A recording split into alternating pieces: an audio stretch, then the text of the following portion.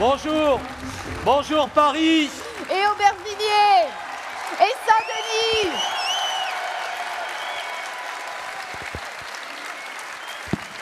Quelle est belle cette France insoumise. Comme vous êtes nombreux, comme vous êtes présents. Notre force, c'est notre nombre depuis le début. Nous sommes cette grande force populaire, joyeuse, puissante, consciente, et nous allons le rester jusqu'au bout.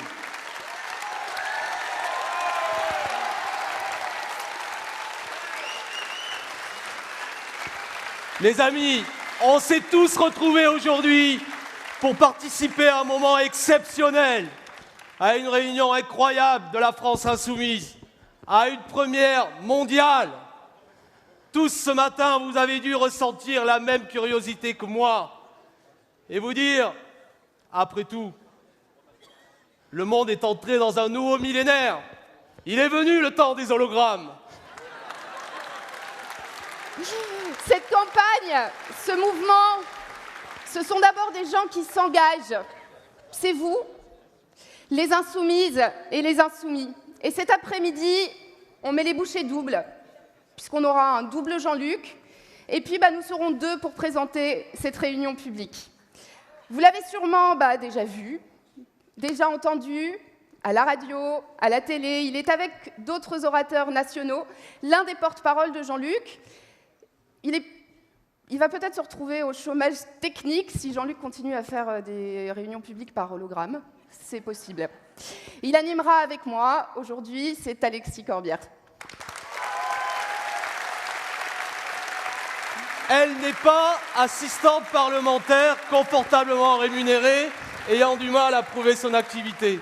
Elle n'est pas rédactrice en chef d'une revue dont le rédacteur en chef n'a jamais vu. Elle est enseignante, ce qui est un métier utile. Elle porte un nom magnifique, totalement adapté au thème que nous allons aujourd'hui aborder. C'est Céleste Van Isterdel, et je me vote pour toi, Céleste. Et arrête de rigoler parce que on va passer pour Céleste et Babarbe. Donc Jean-Luc Mélenchon se prépare, il est exactement à 454 km de nous. Et pourtant, d'ici une vingtaine de minutes, il sera ici et là-bas. C'est une première mondiale. Jean-Luc sera avec nous en hologramme, en direct. Cela fait maintenant 1 an que la campagne a débuté, et c'est toute la France qui se réveille, qui devient insoumise. Vous êtes là. Et nous créons une vraie dynamique, avec une France insoumise qui refuse la monarchie présidentielle et qui appelle à une 6e République. Nous sommes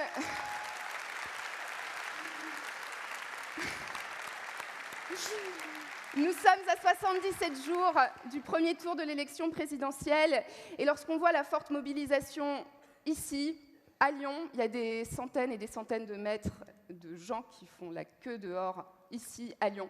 Nous savons bien que le seul sondage auquel nous croyons, c'est vous. C'est votre enthousiasme, votre nombre, votre mobilisation. Oui,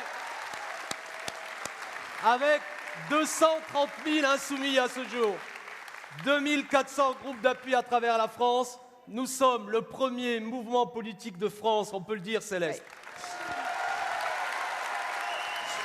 Oui. Et ces groupes d'appui, ces militants créent la France insoumise qui n'est pas un parti, mais bien un mouvement et qui défend un programme, l'avenir en commun. Pas un parti, effectivement, mais bien un mouvement qui a démarré il y a presque 1 an. Rappelez-vous, notre premier anniversaire, ce sera vendredi prochain. C'était le 10 février 2016 que Jean-Luc Mélenchon avait proposé sa candidature. Et aussitôt, des milliers de contributions ont afflué sur le site jlm2017.fr. Et c'est avec ces milliers de contributions que nous avons rédigé notre programme, L'avenir en commun. Et c'est grâce à toute cette énergie que nous avons fait vivre ce mouvement. Nous ne pouvons compter, vous le savez, que sur nous-mêmes. Nous ne sommes pas amis des banquiers. Et c'est aussi pourquoi il est nécessaire que les dons du plus grand nombre nous soient accordés jusqu'au mois d'avril. Et donner nous permet, entre autres, de financer la célèbre chaîne YouTube de Jean-Luc, où chaque semaine, il passe l'actualité en revue. Et nous sommes maintenant 197 000 abonnés à sa chaîne YouTube. Il nous en manque pas beaucoup pour être à 200 000 ce soir. Nous sommes 950 000 sur Twitter, 633 000 sur Facebook, et nous allons maintenant regarder sur les écrans le best-of des revues de la semaine. Bonsoir mes amis, voici le premier numéro d'une série de flash vidéo.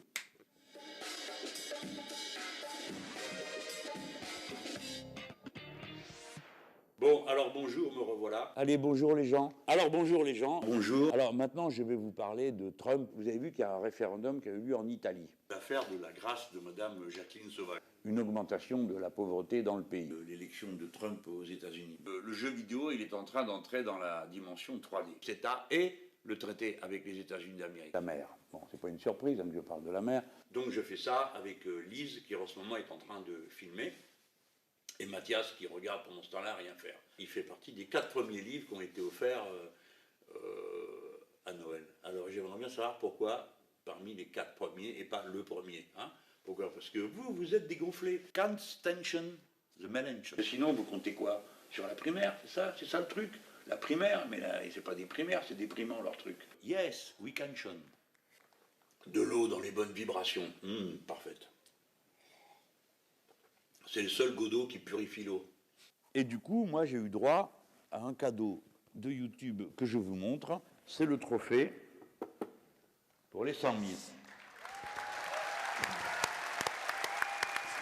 Vous avez vu Jean-Luc à l'écran, mais c'est en chair et en os que vous pourrez le voir le 18 mars à Paris pour la prise de la Bastille. Il sera avec nous, avec vous, avec des dizaines de milliers de militants venus de toute la France. Et nous remercions chaleureusement chacune et chacun d'entre vous, les militants de Lyon, d'Île-de-France, sans qui cette réunion publique n'aurait pas été possible. Vous repoussez toujours plus loin les frontières du militantisme, du Liban au Chili, au Japon, à Aubervilliers. Notre réunion aura pour thème les frontières de l'humanité. Oui. Les frontières ont toujours été d'abord une affaire intellectuelle. Celles dont nous parlons aujourd'hui ne sont pas là pour nous enfermer, c'est exactement l'inverse. Les frontières de l'humanité, ce sont les limites actuelles du monde connu, car il existe encore un monde inconnu qui ne demande qu'à être découvert grâce à la puissance de l'esprit humain. Ces 3 grandes frontières que nous voulons repousser, c'est la mer, l'espace, le monde virtuel et le numérique. Et c'est par la mer que nous allons commencer, puisque, vous le savez, notre pays est une des plus grandes puissances maritimes. Oui, la mer, vous savez qu'elle recouvre 70% de la surface du globe. C'est pour ça qu'on l'appelle la planète bleue. Peut-être aurait-il fallu appeler la Terre la planète mer, mais elle recouvre de formidables possibilités. La mer, c'est le premier pilier de ces nouvelles frontières. La mer qui nous émerveille, comme les étoiles qui guident les marins. Ces étoiles nous... Mais je crois qu'on cherche à nous joindre de Lyon dans quelques secondes. Oui.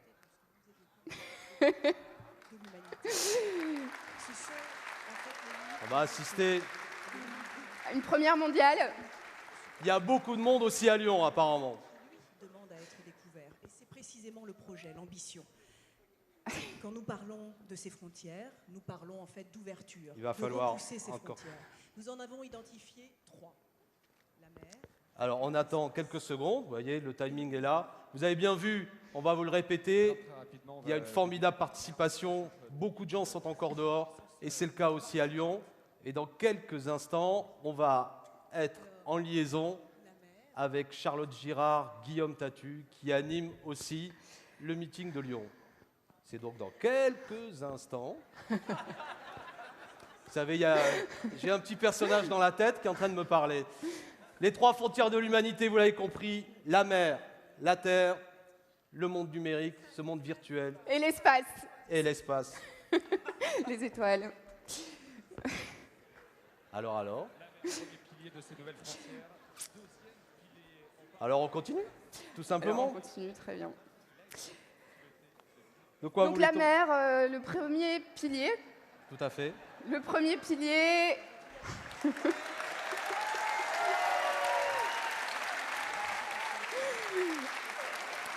Il y a... qui nous émerveillent comme les étoiles.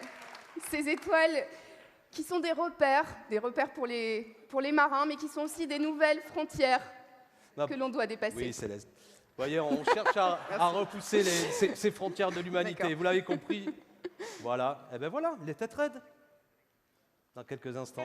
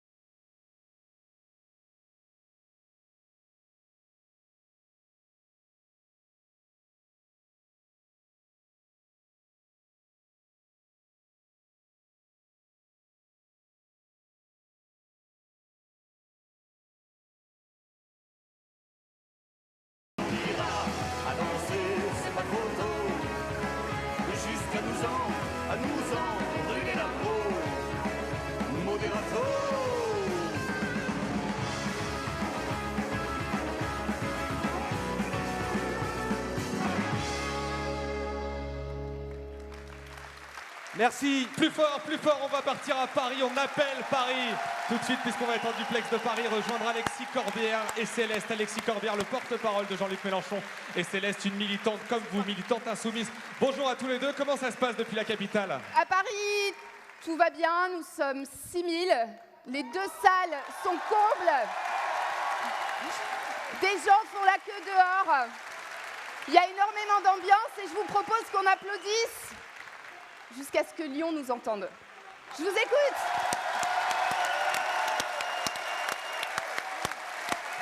Résistance! Résistance! Résistance! Résistance! Résistance! Résistance. Résistance. Résistance. Résistance. Résistance. Résistance. Résistance. Résistance. Résistance.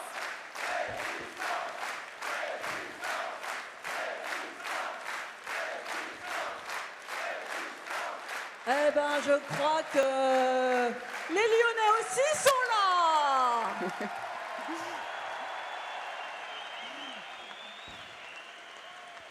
Énormément d'ambiance donc entre Lyon et Paris. Et j'ai un chiffre à vous communiquer. Vous avez entendu, ils sont 6000 depuis Paris. Et nous, mesdames, messieurs, les insoumis, les insoumises, nous sommes 12 000 personnes ici réunies à Lyon. Ce qui fait le meeting de Jean-Luc Mélenchon pour ce dimanche 5 février. 18 000 personnes réunies entre Lyon et Paris. Nous sommes 18 000 personnes pour ce grand meeting de ce 5 février.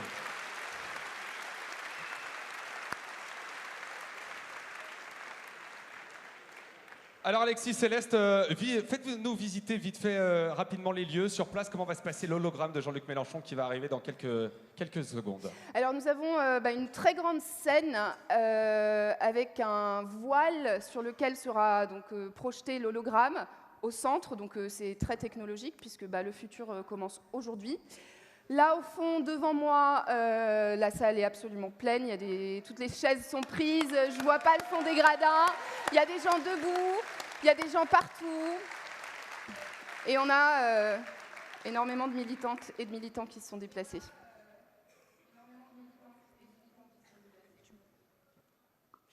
Eh bien, chez nous, nous ne sommes pas en reste. Notre Mélenchon à nous, eh bien, il va se trouver là, au milieu de cette arche, dès lors qu'elle sera illuminée. Et aussitôt, d'un claquement de doigts, il se retrouvera à Paris.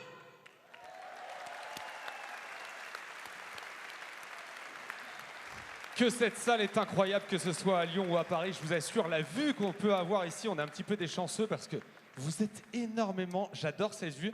Alors j'ai envie de vous la faire partager, cette vue. On va prendre une petite photo depuis Lyon ici évidemment, et à Paris, Alexis, Céleste, on va prendre une petite photo ensemble et on va la mettre tout de suite sur Twitter avec ce hashtag JLM hologramme et on va faire partager à tout le monde la vue qu'on peut avoir ici et surtout pour ceux qui ne croiraient pas, oh, ils n'ont pas été très nombreux chez Jean-Luc Mélenchon, on pourra leur montrer sur les réseaux sociaux. On va prendre une petite vidéo là depuis Paris et depuis Lyon. Faites un petit peu de bruit qu'on vous entende.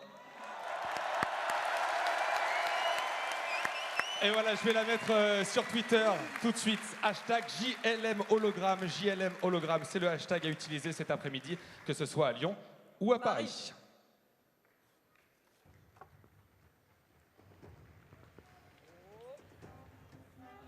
Oh, cette fois, nous y sommes. On va y être. Ça y est, nous y sommes. Vous allez pouvoir faire un petit peu du bruit. C'est une première mondiale. Il est là. Il arrive, on vous l'avait promis car on tient nos promesses ici.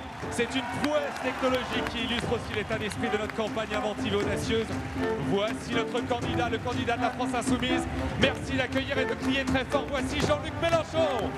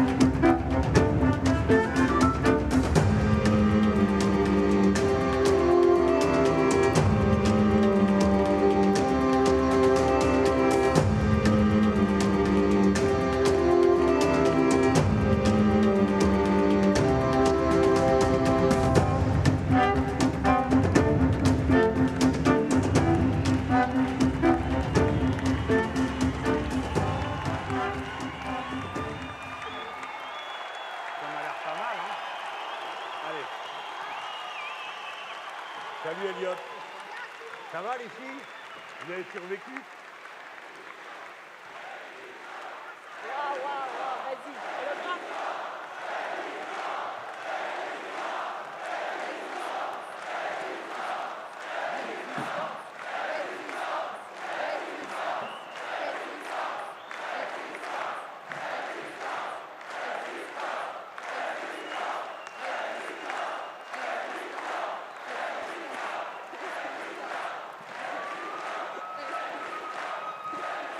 Merci. Alors, où suis-je? On m'entend bien? C'est incroyable. Alors, où suis-je? À Lyon? Et maintenant, à Paris.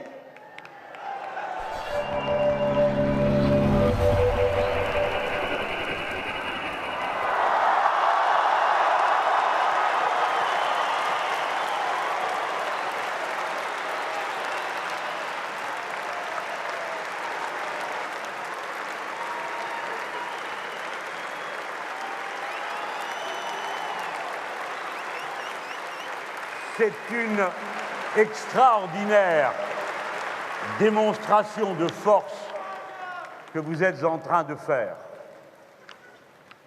Et c'est la démonstration d'une force patiente. Elle ne vient pas de rien, d'une expérience humaine et politique accumulée que nous avons voulu rappeler au combat il y a tantôt un an, forte de l'expérience accumulée de tant de combats et de tant de trahisons. Nous avons voulu construire une force, et nous sommes en train de le faire, qui apprend, qui sait pourquoi elle se bat, qui n'est pas vouée à un homme, mais à une cause, à une idée qui traverse les siècles. Je passerai, mais les idées que je porte pour vous ne passeront jamais aussi longtemps qu'il y aura un souffle de liberté, c'est-à-dire aussi longtemps qu'il y aura un être humain pour regarder l'horizon. Cette force s'est construite sur la base de ces 230 000 personnes qui, dorénavant, appuient la candidature que je porte et le programme L'Avenir en commun. 700 volontaires entre les deux villes se sont rassemblés pour permettre que ces réunions aient lieu, en plus des professionnels qui nous aident. Oui, ce n'est pas un meeting comme les autres. Il n'est pas comme les autres, à cause, bien sûr, de la forme. Il y a cet hologramme, et j'ai vu qu'il y avait des pisse-bougons qui trouvaient que ça faisait trop showbiz. Mais enfin, il faut qu'un message politique émancipateur et quelque peu éclaireur s'appuie sur des techniques qui sont celles de notre temps, qui fassent rêver, qui fassent sourire. Car bien sûr, personne n'est dupe à Paris, je vous rassure du fait que je n'y suis pas. Moi, je n'ai que moi comme clone, j'en connais d'autres qui sont les clones d'autres.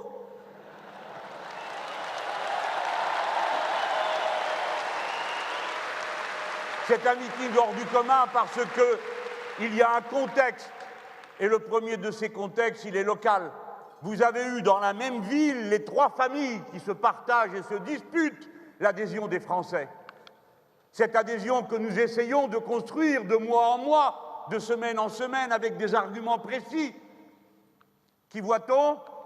D'un côté, Madame Le Pen, avec son communautarisme ethnique, arrosé d'un fort sirop de clanisme familial. Et puis aussi, sinon, vous connaissez ça, c'est l'extrême droite traditionnelle, traditionnellement mauvaise. Et puis, vous avez aussi, avec brio, M. Macron qui incarne le contenu. Qu'est-ce qui va se passer si je vous passe toute la liste, hein? Monsieur Fillon? Non, il n'est pas à Lyon. J'en étais à Monsieur Macron parce qu'il incarne aussi une famille de pensée, celle qui nous a fait si cruellement souffrir au cours des 30 dernières années. C'est-à-dire le libéralisme, un monde où chacun pour soi, tout le monde est en compétition avec tout le monde, une indifférence sociale totale et de temps à autre quelques aimables pensées écologiques sans conséquence, car après tout, comme vous le savez, ce qui compte par-dessus tout pour ces gens-là, c'est la compétitivité, la flexibilité, les économies et produire avant de distribuer, comme si on n'avait pas passé nos vies à produire et sans voir beaucoup distribuer.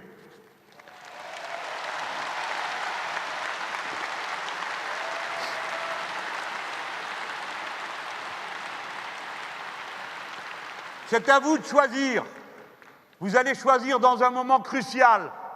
Nous avons déjà perdu 10 ans. Le XXIe siècle est commencé et nous continuons à fonctionner avec des mécanismes intellectuels et des élites politiques formées à un moule définitivement désuet et qu'il faut faire dégager de la plus rapide et la plus tranquille des manières, mais le plus tôt possible. Alors, ma foi, c'est bien commencé. C'est bien commencé, n'est-ce pas, cette campagne présidentielle, dans le moment, ça ressemble un peu à Top Chef à cause des casseroles, mais c'est surtout une vague que j'ai nommée dégagiste, en pensant à mes amis tunisiens.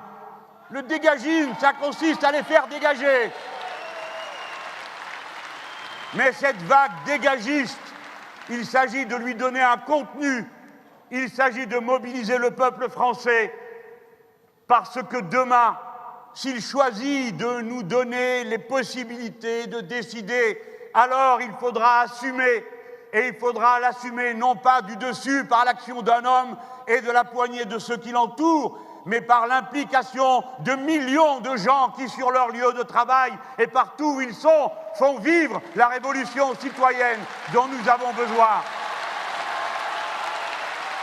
Ne croyez pas un instant, vous autres qui avez l'habitude de vous soumettre à la loi, vous autres qui êtes des vrais démocrates et qui acceptez dans une élection aussi de fois de perdre et de vous soumettre à la loi, eux n'acceptent jamais, et les puissances de l'argent n'accepteront jamais. Et mon rempart est dans cette salle, c'est vous, c'est ceux qui sont dehors, c'est ceux qui sont à Paris. Pourquoi? Pourquoi? Pas parce qu'ils se rallieraient à mon panache blanc, mais parce que chacun saura ce qu'il a à faire, quelle place il doit occuper et qu'il aura compris le programme. C'est pourquoi il faut venir sur le fond, tout le temps sur le fond. Ce programme, nous avons mis 8 mois à le mettre au point. Il y a eu des milliers de contributions, il y a eu des auditions, il y a eu enfin une convention qui l'a amendé.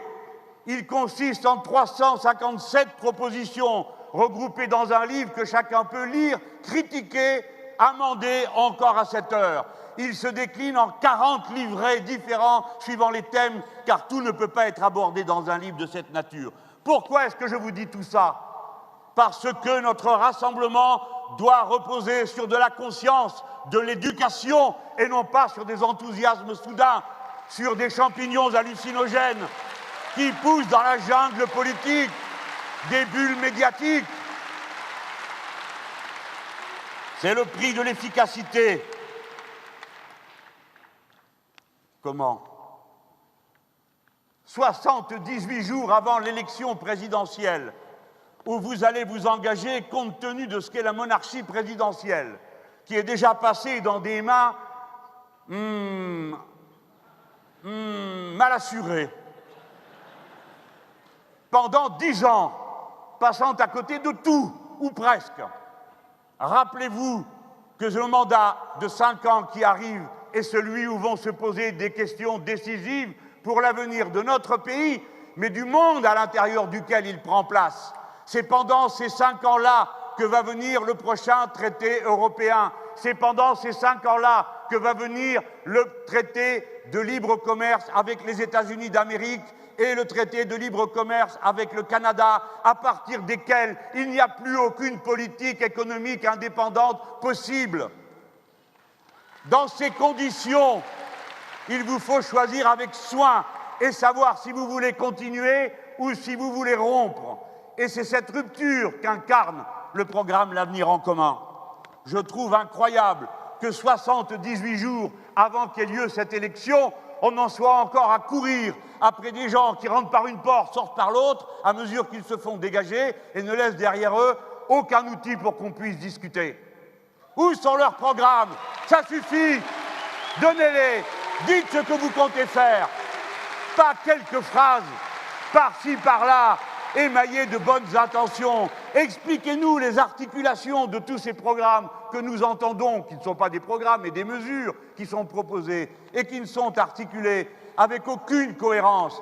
Dites-moi comment on peut faire ceci, cela, donner ceci, cela, lancer tel ou tel plan. Aussi longtemps que vous resterez dans les traités budgétaires européens, aucune politique progressiste n'est possible.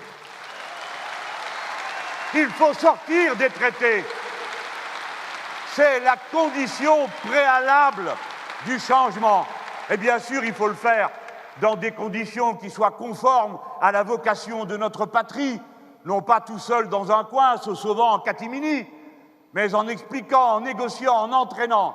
Mais si l'on n'entend pas la protestation du peuple français, dont on a ruiné l'industrie, appauvri le peuple comme il l'est aujourd'hui, alors ou on change ou on part. Et il faut que tout le monde le sache pour que tout le monde comprenne bien qu'on ne peut faire autre chose que de changer.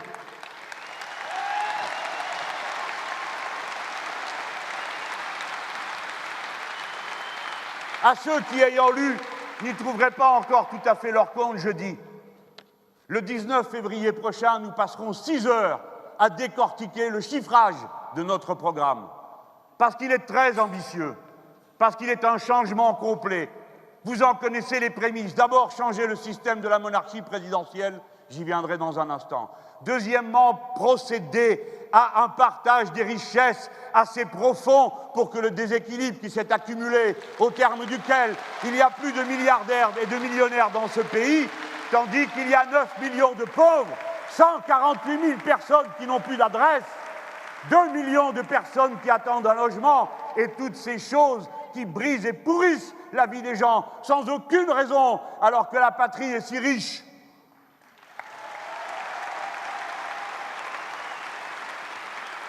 On ne pourra plus jamais produire comme avant, sauf si l'on est devenu totalement fou et que l'on se moque de l'avenir de la planète. La planification écologique qui faisait hier bondir, paraît-il, tant de gens qui me regardaient d'un œil suspect en entendant planification, pensant tout aussitôt à l'Union soviétique et en oubliant que le général de Gaulle lui-même l'a pratiqué, pour ne rien dire des Américains, et pour ne rien dire des sièges de toutes les grandes compagnies du monde qui planifient continuellement leur activité. Si on ne planifie pas, on ne pourra pas organiser la transition. Ce n'est pas vrai. Il faut donc planifier, donc prévoir, donc se réapproprier la propriété publique du temps long.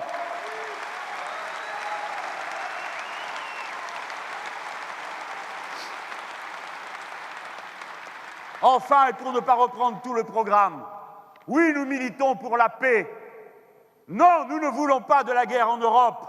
Non, nous ne voulons pas faire la guerre avec la Russie et nous vous prions de nous laisser tranquilles quand nous le disons, de ne pas nous montrer du doigt comme des suppôts de M. Poutine qui ne dirige pas notre pays et avec qui nous n'avons rien à voir dans cette circonstance.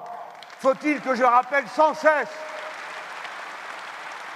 que les Russes sont des partenaires pour nous, qu'ils ont concouru à notre libération et que le régime qu'ils ont les regarde eux, comme le régime que nous avons nous regarde nous, mais qu'en toute hypothèse, il ne saurait être question d'accepter cette folie qu'ils ont trouvée pour se substituer au rêve moribond de l'Europe. Ils nous ramènent maintenant à une soi-disant Europe de la défense. On se demande contre qui on va défendre. L'Europe de la défense, c'est l'Europe de la guerre. Et nous sommes pour l'Europe de la paix. Et la France n'a être le fourgon qui accompagne aucune armée.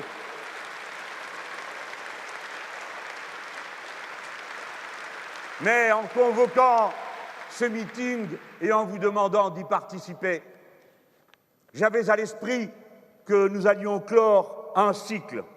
C'est le 16e discours que je prononce depuis la rentrée de septembre. Et de discours en discours, on fait apparaître, après un travail d'équipe, tel ou tel point qui nous paraît important et de nature à faire réfléchir et donner en quelque sorte appétit d'en savoir encore davantage en lisant. C'est une campagne éducative, pas une campagne hallucinogène.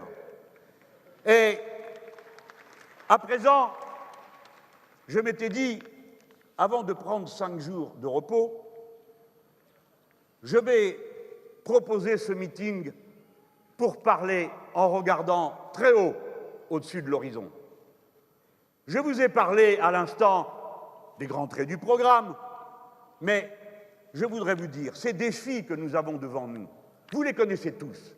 Le défi de la paix, le défi du changement climatique, qui est commencé et génère d'ores et déjà 20 millions de réfugiés dans le monde sur les 60 millions qui sont actuellement en transhumance dans les conditions abominables que vous connaissez.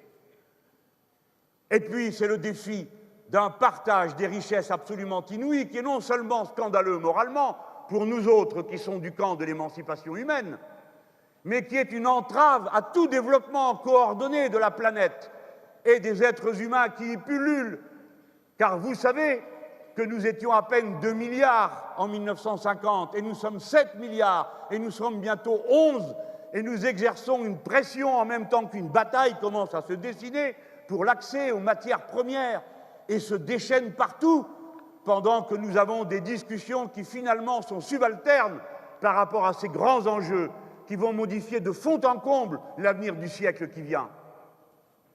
Oui, de fond en comble. Il faut y penser en regardant le fait que ce que nous avons connu jusqu'à présent va se transporter sur d'autres fronts, sur de nouvelles frontières.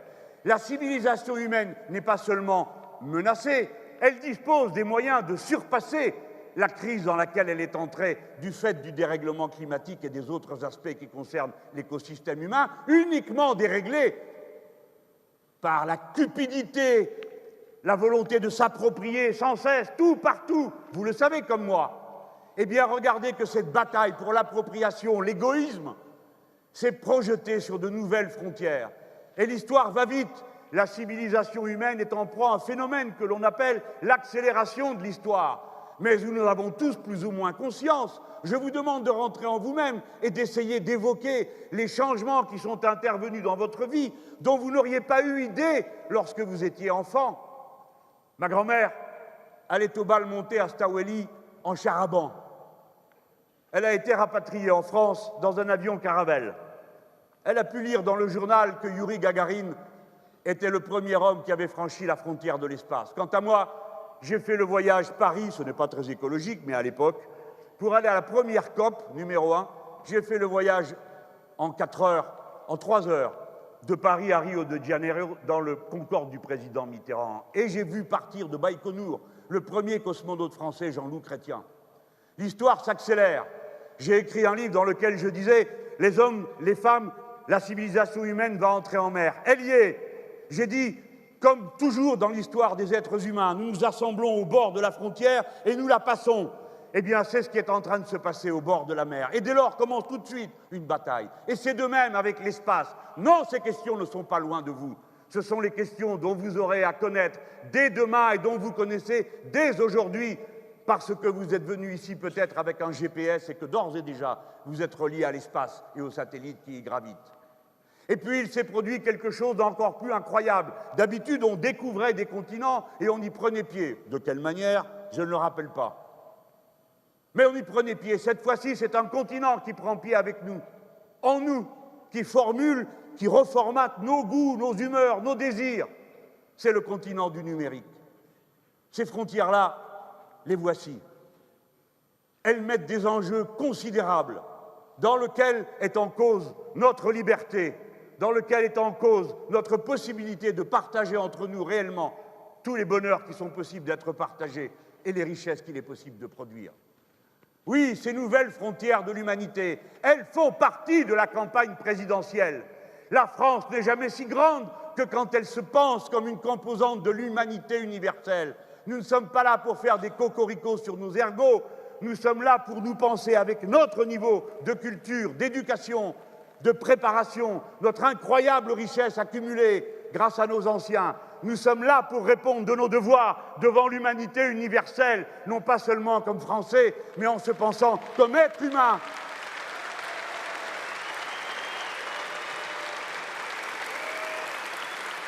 Oui, je vous parle de tout cela parce que c'est ce que nous allons faire si on nous confie le gouvernement du pays.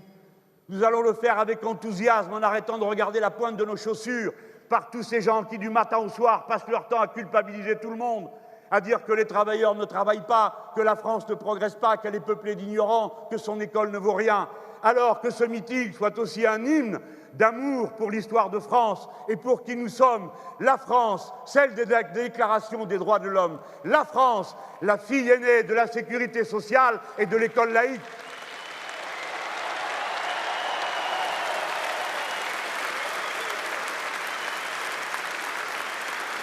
Mais on ne peut passer ces frontières. Regardez-les. Les frontières d'habitude séparent. Celles-là aussi nous séparent. Mais elles peuvent nous unir. Comment le ferons-nous? Rien n'est possible dans ce siècle sans le plus haut niveau possible d'éducation de chaque être humain.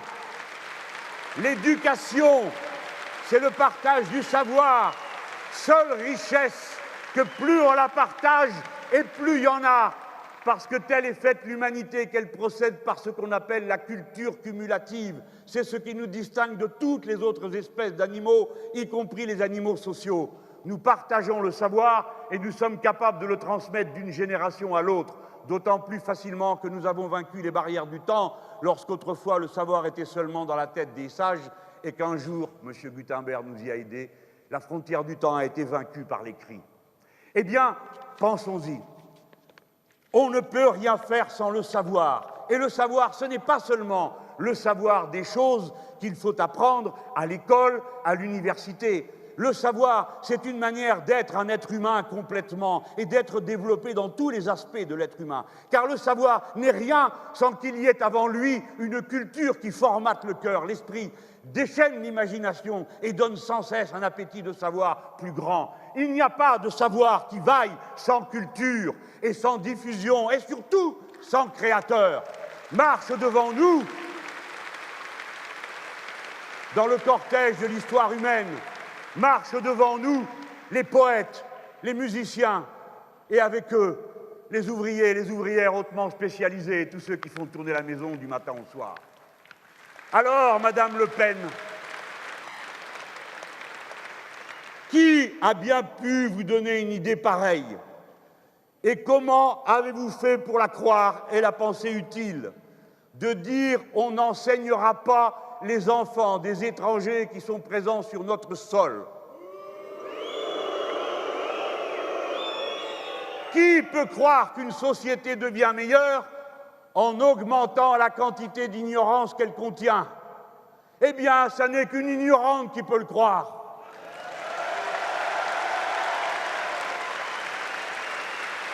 Et je vois bien, et j'en vois une preuve dans une autre idée qu'elle a eue qui me paraît aussi farcesque. Elle a dit il faut qu'à l'école, on passe 50% du temps à apprendre le français. 50% du temps, et le reste du temps, on parle en quoi? Est-ce que Mme Le Pen ne sait pas qu'une langue s'apprend en la pratiquant et qu'à l'école, on fait 100% du temps à apprendre du français, dans les mathématiques, dans l'histoire, dans la géographie? Vous voulez confier votre pays à de tels gens? Allons, allons. Non seulement nous allons prendre tous les enfants qu'il nous est donné de connaître dans nos écoles pour qu'ils soient nombreux à savoir lire, écrire, compter, aimer, faire des poèmes, jouer de la musique, parce que nous serons tous meilleurs après ça. Mais en plus, nous allons refaire la carte scolaire pour être bien certains qu'on ne fait pas des ghettos de riches et des ghettos de pauvres avec l'école républicaine. Nous allons garantir la gratuité de l'école dans tous ses compartiments et aspects, et nous ne permettrons pas que, sous couleur de changement des rythmes scolaires, on invente une nouvelle dîme à faire peser sur les gens pour qu'on s'occupe de leurs enfants à l'heure où ils devraient être à l'école.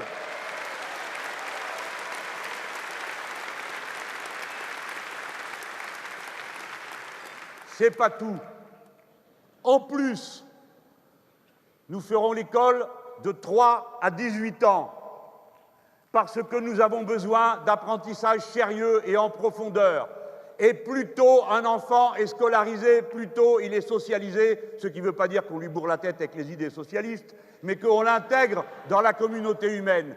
Les enfants ont d'abord besoin d'interaction humaine pour apprendre tous les codes qui constituent la communauté humaine. Sinon, ils deviennent violents. Ils ont donc besoin de présence humaine, pas d'être posés devant une télévision. Et comme je prends ces questions très au sérieux, je vous le dis, parce que je les ai connues de près, il faut que quand on étudie, on ait le temps et les moyens de le faire, et qu'on ne soit pas obligé de faire quelque chose d'autre en même temps. Les 50% de nos jeunes qui travaillent en même temps qu'ils étudient s'épuisent. Et ce n'est pas bon. Ce n'est pas bon. Il n'y a que les gavés pour trouver satisfaisante et intéressante la peine que prennent les autres. Il faut donc qu'il y ait une allocation d'autonomie d'études. et il y aura une allocation d'autonomie d'études. J'ajoute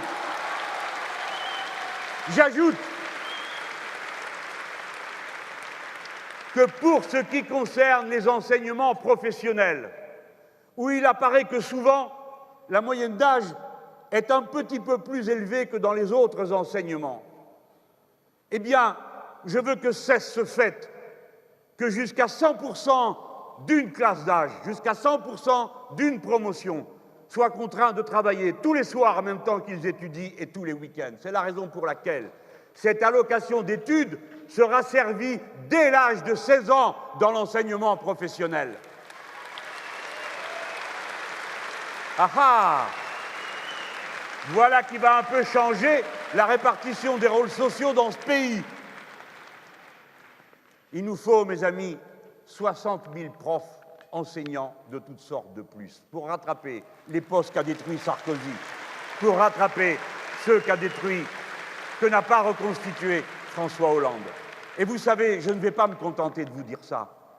Vous applaudissez, et puis vous viendrez le 19 février voir combien ça coûte, parce que tout le monde va vous dire hey, combien ça coûte. Et la bêtise, combien ça coûte. Et la mort, combien ça coûte. Qu'est-ce que c'est que ces comptabilités unilatérales? On a besoin de professeurs, et embaucher du monde pour éduquer les enfants enrichit le pays et ne l'appauvrit pas. Le savoir est un investissement, pas une dépense. Bon, je vous dis encore ceci. Quand j'étais jeune homme, mais oui, ça a eu lieu, on allait, quand on n'avait pas trop de sous et qu'on voulait faire une carrière et qu'on était doué pour les études, eh bien, on allait souvent à l'école normale. On y allait après 16 ans et on recevait un salaire. Tant et si bien que les instituteurs et les institutrices de l'époque ressemblaient au milieu social des gens qu'ils accueillaient, des enfants qu'ils accueillaient.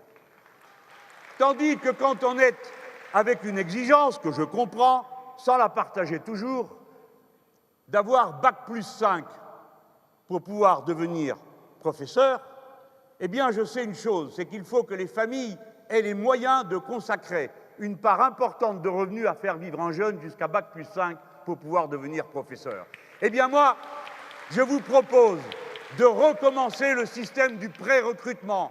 Nous pré-recruterons des jeunes à 16, 17 ans, nous leur verserons un salaire et ils devront 10 ans de service à la patrie dans les écoles qui leur seront désignées ensuite. Et alors, ils auront la même couleur et la même allure que le peuple lui-même tout entier. Je vous ai parlé de la manière de fabriquer le savoir. J'enrage de voir comment les brutes parlent quand, une fois qu'on a accumulé tout ça, on parle de la recherche. Vous les avez entendus ricaner. Haha, vous avez assez cherché, maintenant il faut trouver des brutes. L'esprit ne se laisse pas endoctriner. La première chose que nous avons à dire, c'est que si nous respectons la recherche et les sciences pratiques, eh bien nous avons un intérêt de très long terme à ce qu'il existe en France une recherche fondamentale libre, où on ne vient pas tous les 5 minutes demander à un chercheur quand est-ce qu'on va pouvoir tirer un brevet pour le mettre sur le marché. Vous avez besoin de la liberté de l'esprit plutôt que de celle du commerce. Oui, de la liberté de l'esprit, car il y a devant nous des défis qu'il faut absolument régler. Si vous voulez sortir du nucléaire, et nous voulons sortir du nucléaire, pas pour jeter la pierre à ceux qui l'ont fait, mais parce que c'est dangereux, et qu'on peut en sortir, et que les mêmes qui ont fait ces centrales sont capables de nous aider à les arrêter. Quel rapport? Mais mes amis, nous en avons pour 20 ans ou 25 ans à démanteler les centrales, en même temps qu'il viendra par la planification écologique la production de nouvelles formes d'énergie. Mais comprenez-moi, qu'est-ce qu'on va faire de tous ces déchets? On ne sait pas quoi en faire. La première centrale qu'on a commencé à démonter, 10 ans après, on y est toujours. Il nous faut donc de la recherche fondamentale, nucléaire, pour arriver à comprendre le mécanisme du rayonnement et parvenir à le stopper. Sinon, nous avons tout ça sur les bras pour 10 000 ans. Il faut de la recherche fondamentale libre. Nous avons besoin d'esprits cultivés qui trouvent, qui cherchent. Et des fois, ils trouvent des choses qui n'étaient pas prévues. Il faut arrêter de lier la recherche d'une manière générale aux entreprises privées. Et ça suffit avec cet impôt au crédit, ce crédit d'impôt recherche, vous savez? Vous ne savez pas, mais je vous l'apprends, il y en a un. Alors à qui il a profité? Je regarde la liste de l'argent qu'on distribue comme ça, et qu'est-ce que je vois? Les banques. Est-ce que ces gens-là ont encore quelque chose à découvrir dans l'art de nous détrousser? Je me demande bien. Eh bien pourtant, ils touchent de l'argent. Non, ce n'est pas acceptable. Cet argent, il doit aller à la recherche. Cet argent, il doit aller à nos tâches les plus sacrées. Je ne veux pas avoir clos cette partie sans vous parler de cela. Nous sommes ce grand pays, tant de poètes, tant d'écrivains, tant de scientifiques, tant de médailles Field. Le premier pays au monde pour les médailles Field. Notre CNRS est le premier centre mondial de recherche. Alors comment faisons-nous? D'où tirons-nous cette indifférence qui fait que nous laissons dans notre pays 2,5 millions de personnes qui sont dans l'illettrisme? Nous aurons une campagne, comme cela a été fait dans les pays du tiers-monde s'il le faut, et avec leur aide parce qu'ils savent le faire mieux que nous, pour sortir de l'illettrisme tous les illettrés d'ici la fin du quinquennat qui vient. Être illettré, ce n'est pas être bête, ce n'est pas être ignorant, ce n'est pas ne pas savoir, c'est juste ne pas savoir manier suffisamment de fluidité la lecture et l'écriture. Il y a donc des trésors d'imagination, d'intelligence considérables qui sont soustraits à la collectivité humaine de ce seul fait. Et c'est cela que nous devons rattraper et mettre dans nos priorités, quelle que soit la couleur de peau, quelle que soit la religion, quelle que soit l'origine de celui ou de celle qui est dans cette situation. Tout à l'heure, je vous ai dit, ils m'ont enlevé le chronomètre, alors ça peut durer des heures. Hein. Tout à l'heure, je vous ai dit, le savoir n'est rien sans la culture. Oui, il y a d'autres gens qui vous parlent de culture. Moi, je m'amuse parce que dans l'ambiance de poisson rouge qui prévaut dans le milieu médiatico-politique, personne ne se souvient jamais de rien et ne compare rien avec rien. Mais pour ce qui est de s'extasier, se réjouir, il y a une très grande disponibilité. Alors j'ai donc entendu M. Macron parler de culture. Je ne vous cache pas que quand les technocrates et les banquiers s'y intéressent, j'ai toujours un petit mouvement du sourcil.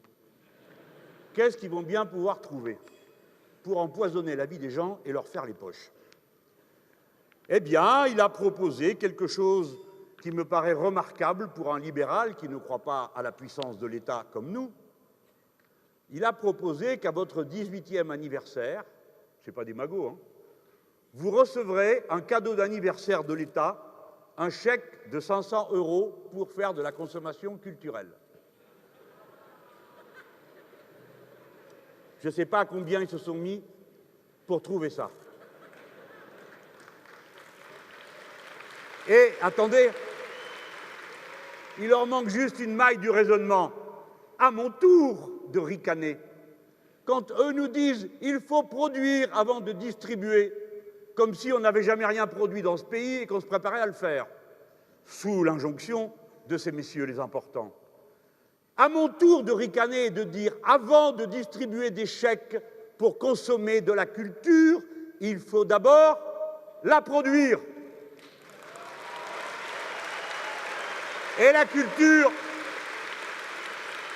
c'est pas comme les boulons, c'est pas comme les dindons. Non, pas les dindons, ça rimait, c'est pour ça. La culture, c'est une petite fleur fragile, ça pousse dans les esprits, il ne faut pas brutaliser les gens, sinon ça ne vient pas.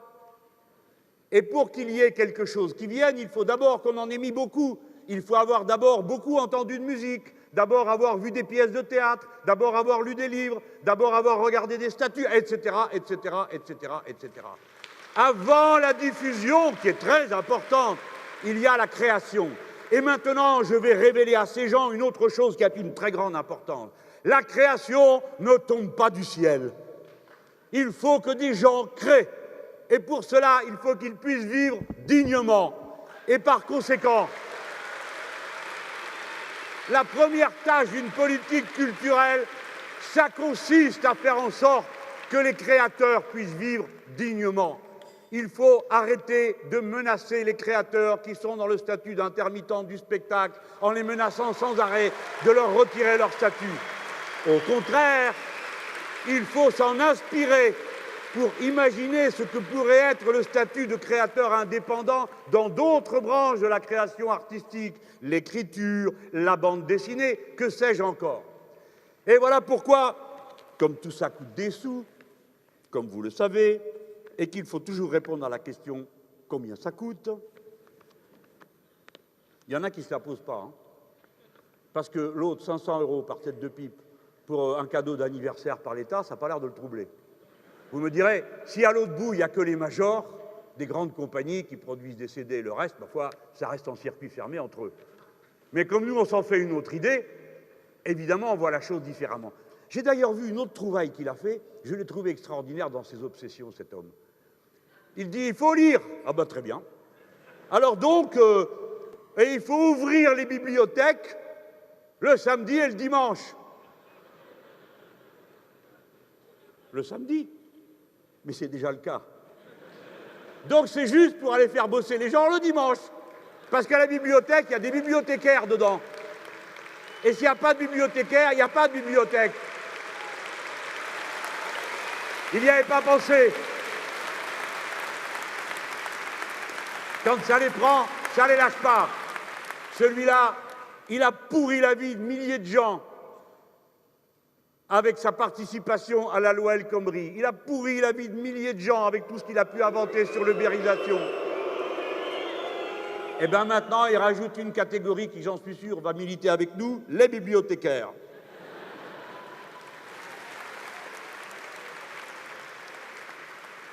Voilà ce qu'on doit faire. Le gouvernement de Hollande est le seul gouvernement des 10 dernières années qui ait baissé le budget de la culture. Il faut arrêter de tergiverser, papoter, tout ça, c'est fini. Il faut prendre un cap, il faut revenir à l'idée qu'il faut 1% de la richesse du pays consacrée à la culture, pour la développer, pour la répandre, pour l'inculquer. Je propose qu'on crée peut-être 5 ou 6 000 classes à projets artistiques et culturels, ce qui permettra de faire travailler les intervenants culturels extérieurs et élever le niveau culturel de nos jeunes. Écoutez les gens. L'autre jour, je suis allé à Angoulême. Je suis allé au festival de la bande dessinée. Je suis amateur de bande dessinée, je suppose que je ne suis pas le seul ici. Hein. Et on a parlé, et on me dit 30% des dessinateurs qui essayent de vivre de leur métier vivent en dessous du seuil de pauvreté. Il ne faut pas croire que faire de la bande dessinée, c'est de faire des petits Mickey dans un coin. Hein. C'est un travail très long. Et apparemment, vous en êtes content, car vous en êtes souvent acquéreur. Il faut donc que ce travail puisse avoir lieu. Vous le savez comme moi. Ceux qui produisent au départ de la bande dessinée, ensuite font flamboyer vos imaginations. Souvent, vous allez lire le livre après. Et puis, surtout, ils fournissent la matière première qui va ensuite être exploitée, je veux dire traitée, travaillée, par ceux qui font des jeux vidéo, dont je vais parler dans un instant, et qui sont un continent entièrement nouveau de l'éducation et de la vie, telle qu'on peut la concevoir pour le siècle qui vient. Bref, ces gens-là sont indispensables. Alors, je disais, mais comment va-t-on faire? Eux ont eu une idée, et je l'ai adoptée. Je l'ai proposée à mes amis de la commission culturelle qui ont écrit le petit livret culture, auquel je vous renvoie pour en savoir plus que ce que déjà je suis en train de vous dire. Et voici cette idée. Pour financer ces coopératives de créateurs indépendants, ou bien telle ou telle forme d'association que ces créateurs trouveraient nécessaire de faire, car il faut leur faire confiance aussi pour trouver des idées dans ce domaine. Un créateur est souvent une personne assez indépendante, pas toujours, et qui a plutôt l'habitude de travailler seul, mais pas tous.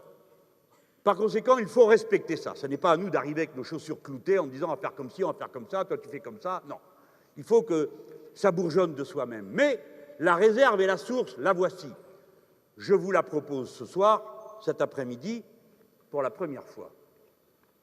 Vous savez que quand une œuvre est arrivée à un certain nombre d'années de diffusion, elle tombe dans le domaine public, c'est-à-dire qu'il n'y a plus de droits qui sont perçus dessus au profit des héritiers, car souvent l'auteur n'est plus là. Premier problème.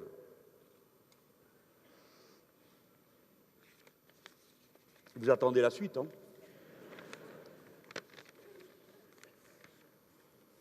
Au bout d'un certain temps, elle tombe dans le domaine public. Voici la proposition. Elle ne tombera plus jamais dans un domaine public autre que commun. Je m'explique.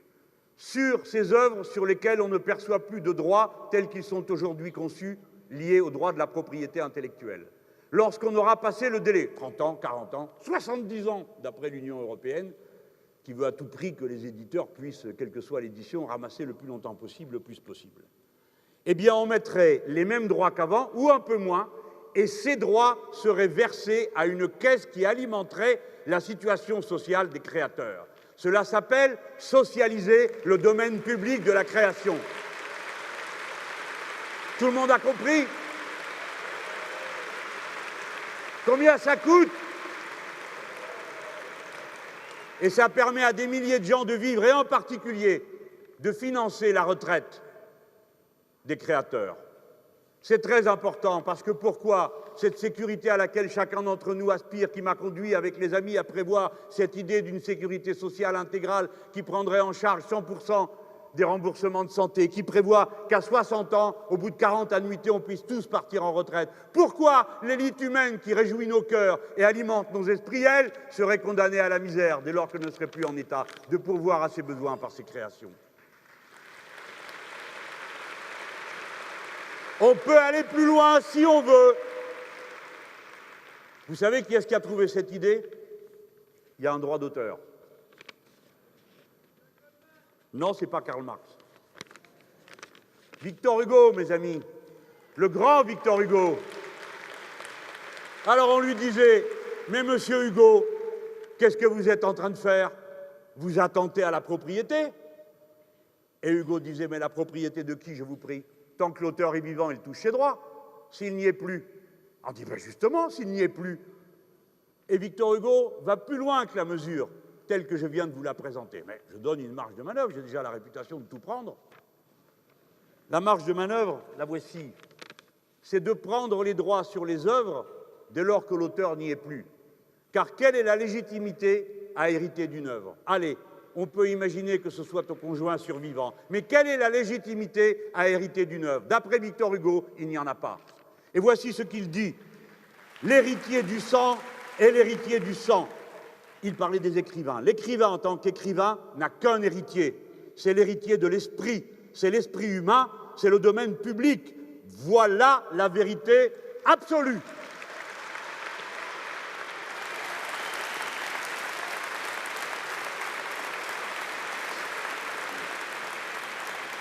Pendant que j'étais à Angoulême et qu'on m'a suggéré cette idée que dorénavant nous allons porter entre nous, c'est nous qui serons la première génération qui aura inventé un système global permettant à l'ensemble des créateurs de pouvoir vivre dignement et donc de vivre sans cesse avec pour unique objectif et unique occupation de faire vivre ce qu'ils savent faire vivre et dont nous avons tant besoin, leur production culturelle. C'est nous qui allons le faire dans le cadre de ce programme L'Avenir en commun. Bon, j'étais à Angoulême, de là, pouf, je passe à l'école publique, parce qu'il en existe une, des jeux vidéo. Ça m'a amené sur le numérique. Pas que je me trompe dans l'ordre des pages, hein. Ouais, le jeu vidéo est un monde nouveau. Je ne fais pas ce meeting sans en parler. C'est une expérience totale. Aujourd'hui, ça représente des budgets supérieurs à celui du cinéma dans le monde. Et ça permet une expérience totale. Bon, c'est comme ça que j'ai gravi une montagne gelée. J'ai évité de me présenter trop vers le bord, car j'ai un peu le vertige. Et quelqu'un m'a dit, vous voyez, c'est un instrument thérapeutique. Et on peut apprendre de cette manière plus vite, parce que c'est une expérience totale. Alors nous, là, les Français aussi, nous sommes parmi les meilleurs du monde. Et c'est la raison pour laquelle, compte tenu de l'outil extraordinaire que c'est pour l'apprentissage, pour développer la culture, c'est un enjeu du XXIe siècle. C'est balbutiant encore dans notre pays. Il faut que cela devienne une des industries de pointe de la patrie. Il faut que des milliers de gens s'y mettent, et ils y sont. Et si vous les voyez travailler, moi qui suis un ancien prof, ces choses-là me parlent. Je voyais travailler une jeune licenciée en anglais qui travaillait avec un jeune ingénieur en numérique Et ces gens-là faisaient quelque chose qui est très rare. Ils travaillaient ensemble de manière décloisonnée, l'un sachant ce que fait l'autre, alors qu'il s'agit de pure et simple matière intellectuelle, comme sur un chantier du bâtiment. Celui qui est le plombier sait, sans être lui-même plâtrier, ce que fait le plâtrier, le peintre, et adapte sa propre tâche et présente ses propres demandes. C'est cette collaboration extraordinaire qui m'a enthousiasmé et fait apparaître quel sel de l'esprit seront ces jeux lorsqu'ils seront distribués, parce qu'ils sont des jeux, et ne ricanez pas, parce que l'humanité tout entière a commencé par vos propres enfants, et nous, tels que nous avons été, nous avons commencé à apprendre les rôles sociaux et les rites sociaux par le jeu, et les animaux en font autant. Dès lors qu'on a trouvé une technique aussi merveilleuse, alors il faut la donner. Jouer, ce n'est pas perdre son temps. Jouer, c'est peut-être une occasion d'être plus grand après. Bon, je l'aurais dit, et ça va m'amener sur le numérique. Ça aussi, c'est un continent. Vous ne pouvez pas passer à côté, les gens. Ça y est, ils sont entrés en vous. Vous le savez bien, vous les connaissez, ces majors. Google, Apple, Facebook, Amazon, Microsoft, GAFAM. Ce sont des entreprises immorales qui passent leur temps à se soustraire au fisc. Eh bien, nous ne le permettrons plus.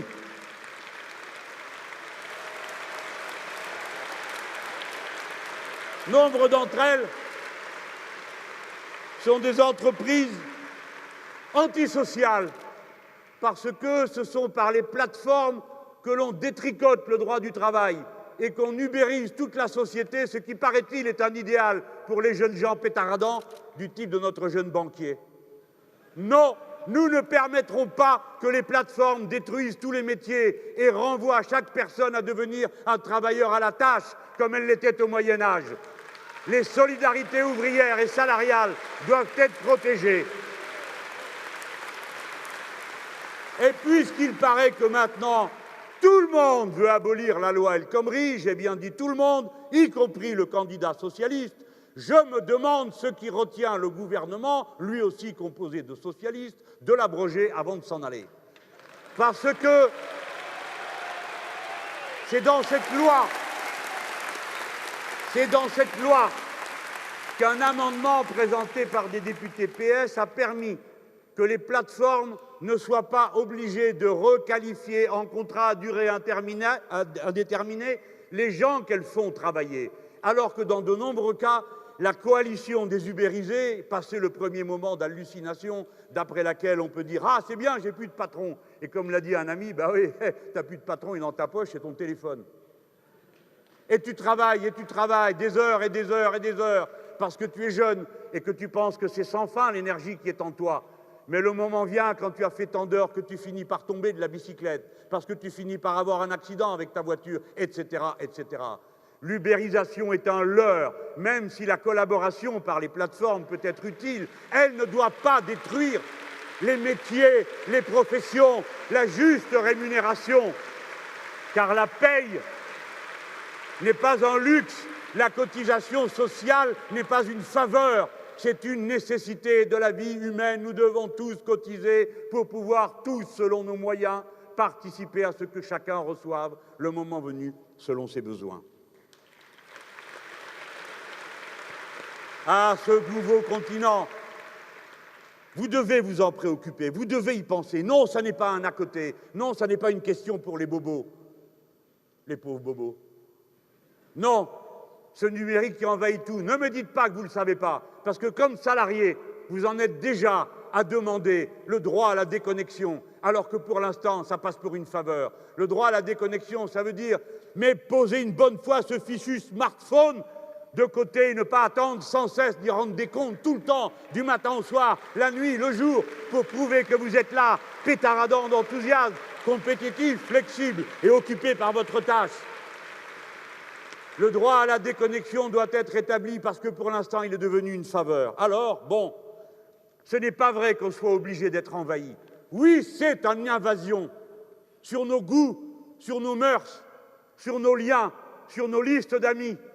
Oui, c'est une invasion. Il faut y mettre de l'ordre. Il faut rétablir la liberté, c'est-à-dire la nôtre, et d'abord le droit de posséder les bases de données personnelles, d'en être totalement propriétaires, de ne pas accepter que les grandes compagnies les vendent à d'autres sans nous demander notre avis. Il faut que nos jeunes à l'école apprennent le vocabulaire de la technique du numérique, comme on a appris la grammaire hier, parce que c'est la langue de demain.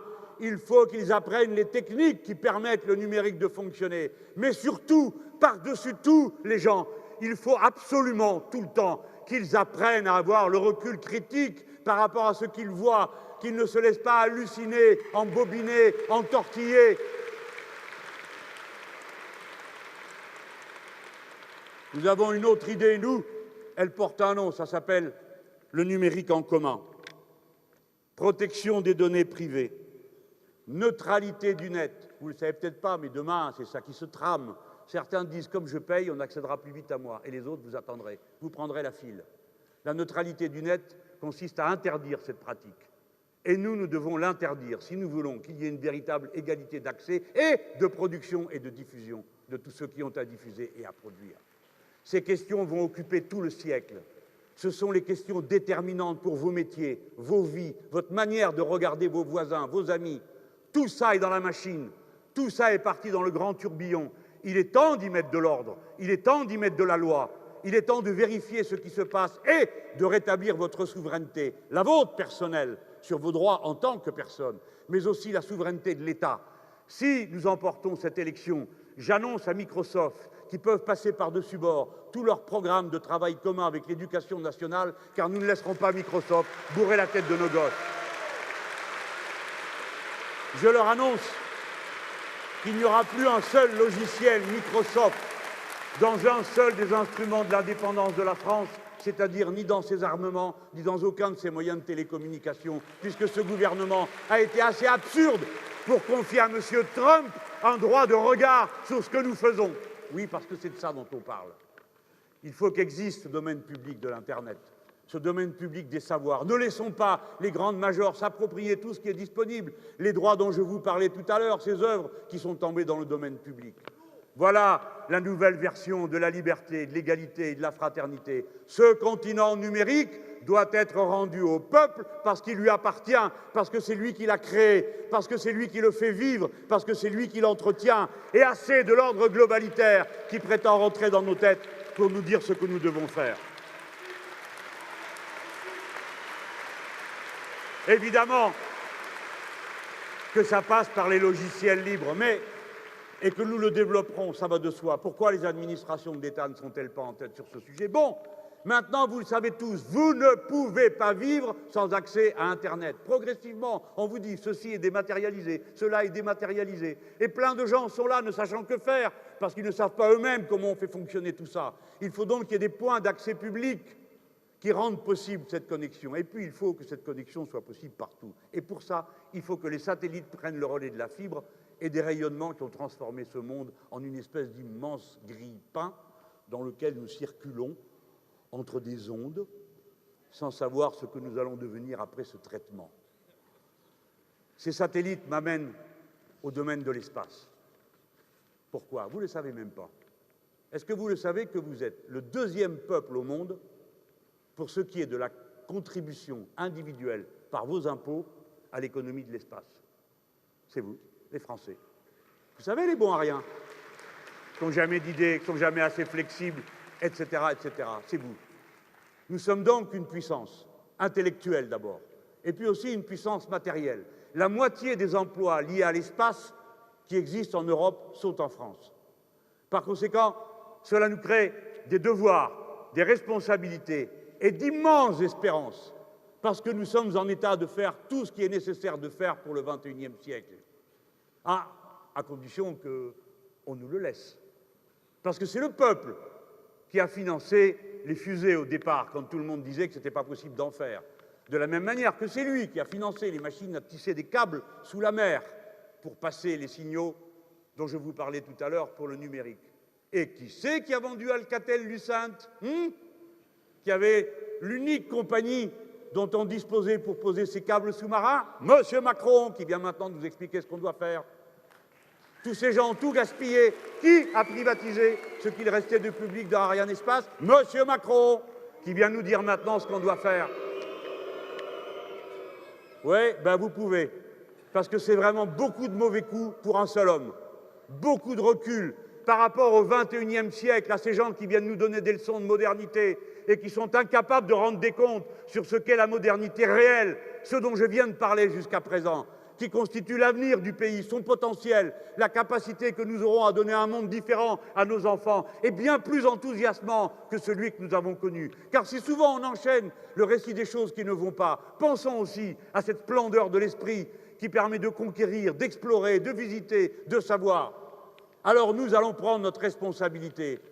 La France ne permettra pas que l'espace que nous sommes en train d'explorer, de découvrir, la France qui a eu la capacité de faire ces instruments que sont les fusées Ariane, qui représentent 50% du marché mondial aujourd'hui, la France n'acceptera pas que l'espace soit privatisé, car c'est ce dont il est question aujourd'hui. Deux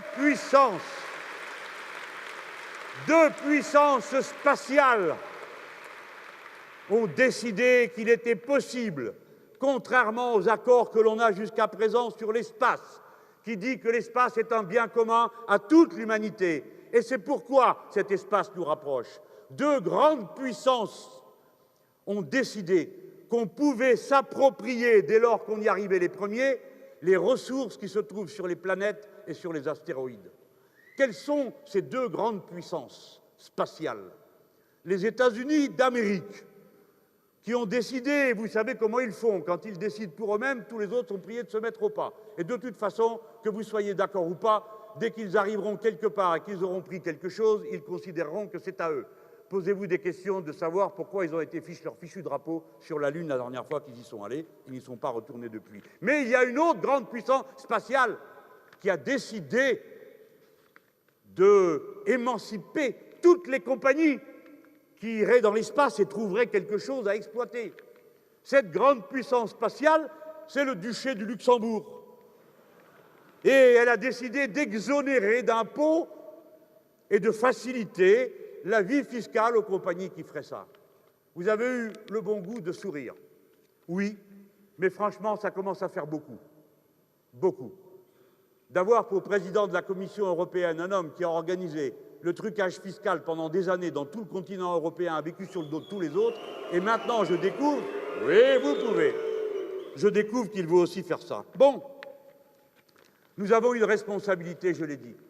Si nous voulons continuer à occuper les orbites basses autour de la Terre, il faut que la France prenne l'initiative d'être en tête pour proposer une campagne de dépollution des orbites basses. Est-ce que vous avez vu Gravity? Ben répondez. Ah, ben quand même. Oui, c'est pas vrai. Bon. Dans Gravity, on voit ça. Il y a un satellite qui tourne, c'est un satellite habité. Tiens, on devrait faire des vols habités, nous, les Européens. Pourquoi on n'en fait pas? Et tout est détruit parce qu'il y a des boulons et des pièces qui flottent dans l'air. Je vous ai dit sur l'espace que c'est un sujet dont on doit s'occuper. Et si nous, pourquoi on doit s'en occuper? Parce que ça entraîne le reste, vous comprenez? Quand vous avez un secteur qui accumule de l'intelligence, qui accumule du savoir-faire, qui nécessite qu'on aille plus loin dans ce que nous savons déjà faire. Nous sommes parmi les premiers pays au monde, je ne veux pas dire le premier, peut-être le deuxième, qui produit le plus d'ingénieurs pour 100 000 habitants. Je veux qu'on ait confiance en nous-mêmes et qu'on sache qu'on peut faire tout ça. Et que ce siècle nouveau qui arrive, on peut y participer, non pas en traînant la patte, non pas en se laissant dresser à coups de fouet par des meneurs de chiens comme ceux que nous avons devant nous, mais avec enthousiasme et allégresse. Avec enthousiasme et allégresse. Oui. Regardez, nous sommes une grande puissance. Combien de fois je vous ai parlé? Combien de fois je vous ai parlé de la mer? Nous sommes le deuxième territoire maritime du monde. Est-ce que ça n'est pas extraordinaire? La mer immense, 70% du total de la Terre. Nous avons tous les moyens de l'explorer, tous les moyens techniques, tous les moyens scientifiques, tous les équipages. De la mer, j'attends, dans l'économie de la mer, en y injectant une part des 100 milliards d'investissements que nous allons mettre dans la production, dans l'investissement, car nous allons mettre 100 milliards. Les autres disent qu'ils veulent les enlever. Ils ne se rendent pas compte. Le pauvre corps de la France, déjà si flasque, on est à l'os, eux, ils veulent encore enlever 100 milliards. Nous allons rajouter 100 milliards d'investissements pour rattraper tous ces retards. Et une partie ira dans cette économie de la mer, pour produire des algues dont on peut tout faire. À commencer par ça, là. Vous ne le savez pas, c'est de l'algue. Et combien d'autres choses. Prendre l'énergie de la mer. Vous voulez sortir du nucléaire, vous ne pouvez pas le faire en éteignant la lumière, vous le savez comme moi. Par conséquent, il faudra construire et fabriquer des énergies. Il nous faut 100% d'énergie renouvelable. Et pour ça, nous avons dans la mer une réserve immense. Elle contient 75 fois toute l'énergie dont nous avons besoin sur Terre. Par conséquent, il n'y a pas d'autre limite que notre capacité à investir. Il n'y a pas d'autre limite que notre capacité à inventer, à installer des machines éoliennes, hydroliennes. Comment se fait-il qu'au bout de ce quinquennat, il n'y ait toujours pas une éolienne en mer? Comment se fait-il que ces messieurs Macron et compagnie aient vendu absolument toutes les sociétés françaises qui produisaient des éoliennes, si bien qu'il ne nous reste plus que des CNS et un noyau de sociétés qu'on remettra au travail avec ce plan d'investissement? Comment se fait-il que nos voisins en soient capables et pas nous?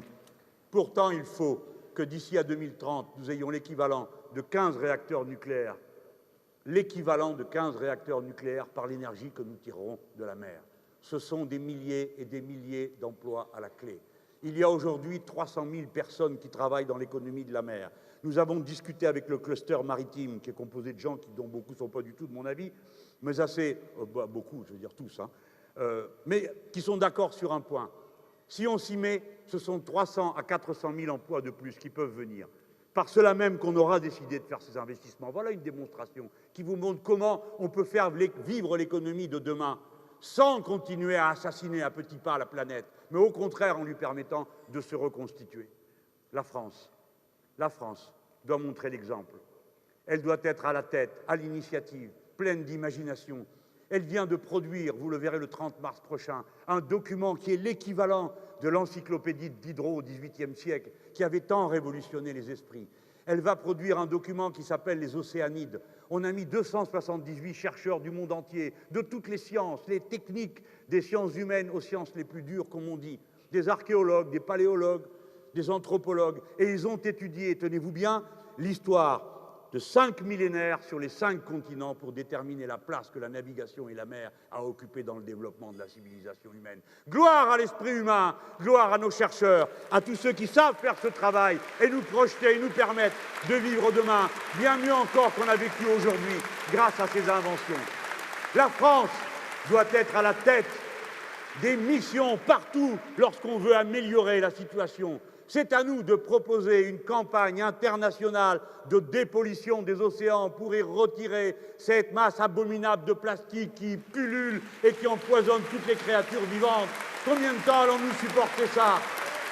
La France doit proposer à l'ensemble de ses voisins et partenaires méditerranéens, tous quels qu'ils soient, et surtout dans le petit bassin de la Méditerranée vis-à-vis duquel nous nous trouvons, que toutes les eaux usées de tout le littoral soient collectées pour éviter que dans moins d'un demi-siècle, la mer Méditerranée, la mer des mers, la mer de tout, la mer de notre civilisation, soit purement et simplement un cloaque. Il faut réagir.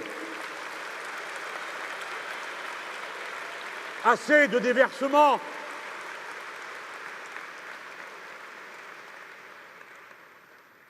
Sur ce thème, je ne peux finir sans vous dire qu'une fois de plus, vous autres, vous avez une bataille à mener, avec moi bien sûr.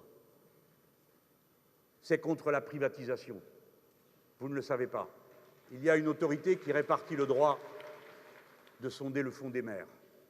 C'est une autorité internationale tout à fait respectable. 25 brevets ont déjà été accordés pour faire des trous partout. Le dernier, c'est à l'Inde. On fait des trous. On ramasse des effluves soufrés qui sont plus riches en minéraux que tout le reste. Ils sont là tous. L'entrée en mer s'est faite avec nos méthodes de sauvage qui sont celles du capitalisme. Prendre, conquérir, s'emparer, faire de l'argent avec tout ce qu'on voit, tout ce qui bouge.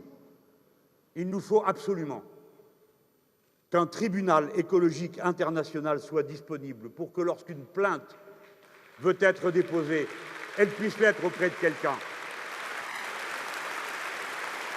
Parce que sinon, ils feront ce qu'ils voudront et nous dépendrons seulement d'une autorité dont vous savez qu'elle sera comme toutes les autres, assaillie par les lobbyistes. Il le faut. Et la France doit être, combien de fois l'ai-je dit dans des réunions sur ce thème, à l'initiative d'un mandat international de l'ONU. Oui, de l'ONU, c'est-à-dire du seul organisme représentatif de toute l'humanité, que souvent on moque, dont on rit des lenteurs, mais qui est pour l'instant la seule société commune à toutes les nations, et qui a une autorité, une légitimité bien supérieure aux assemblées de voyous et de voleurs du genre du G8 et du G20, qui mettent le reste du monde aux ordres. Il faut qu'il y ait un traité international sur les eaux profondes. Vous savez que jusqu'à présent, nous avons des zones exclusives économiques. C'est à nous, rien qu'à nous. Les uns, les autres, chacun. Il y a des endroits où on ne sait pas. C'est une source de guerre. À mesure que le pôle fond, vous avez peur parce que le pôle fond, eux, ils sont dans leur bateau en train de voir qui va prendre le fond avant l'autre. Voilà ce qui se passe en ce moment.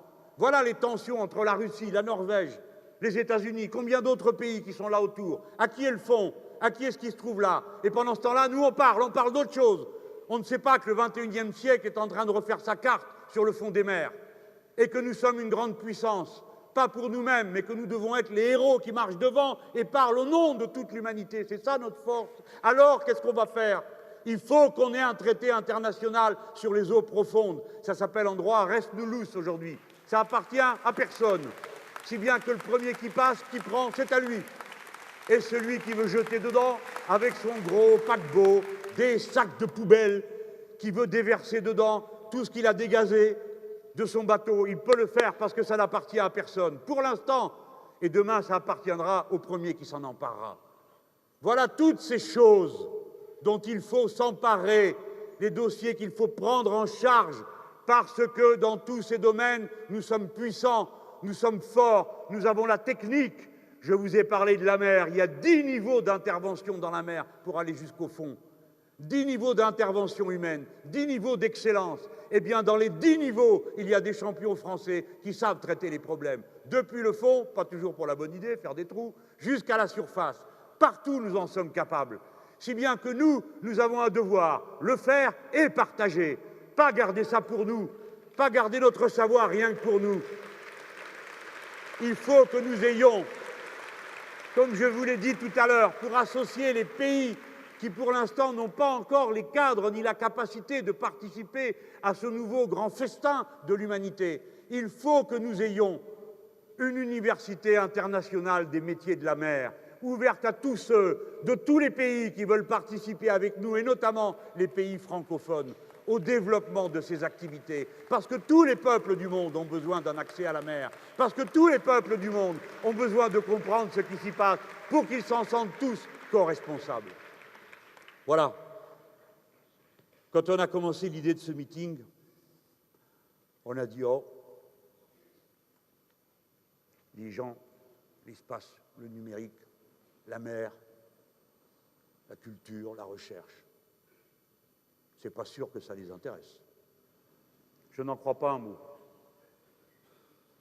Je crois que ça vous a intéressé.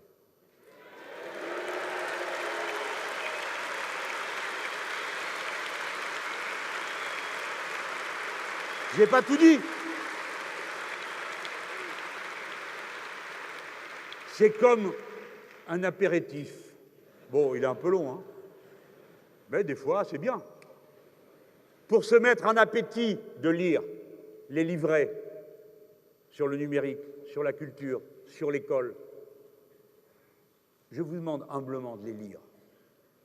Et même, je vais vous dire, même si vous ne votez pas pour ce programme, lisez-le quand même. Parce que la force des idées, c'est qu'elles contaminent, comme on dit. Vous savez, en ce moment, moi, je suis un homme heureux. Parce que l'espace des idées pour lesquelles nous nous sommes battus toutes ces dernières années, souvent avec le sentiment qu'on était tout seul et que personne ne comprenait rien à ce qu'on racontait, eh bien, que ça fait chaud au cœur d'entendre parler de planification écologique ailleurs que dans nos rangs, que ça fait chaud au cœur d'entendre tous ces mots être partagés de tous les côtés. Merci à ceux qui nous ont précédés dans cette lutte. Et merci à nous tous qui avons mené ce combat. Tant mieux si d'autres prennent les idées. C'est pas moi qui suis contre le copyright, les droits d'auteur.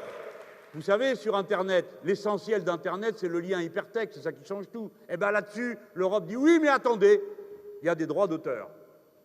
Eh bien non. Je crois qu'on doit avoir un droit de citation sur Internet. Et vous, pareil. Bon, des fois, ils pourraient dire, ah ben ça, je l'ai pompé littéralement chez Mélenchon, enfin, chez vous, quoi. Ils le disent pas, c'est pas grave. Ce qui porte et compte, c'est que les idées se répandent. Parce que quand vous avez des idées comme celle-là, alors vous comprenez qu'on ne peut pas vivre dans un monde absurde, cruel et stupide, où 8 personnes possèdent autant que 50% du reste des êtres humains. Que c'est une aberration ridicule, obscène, immorale. S'enrichir est immoral. Voilà la morale que je vous propose de porter. Bien sûr, profiter de l'existence, être récompensé de ses mérites, mais à quoi bon ces fortunes qui s'empilent? Pourquoi faire ces milliards qu'une ou deux personnes possèdent? Qu'en tire-t-il? Rien, la bulle financière.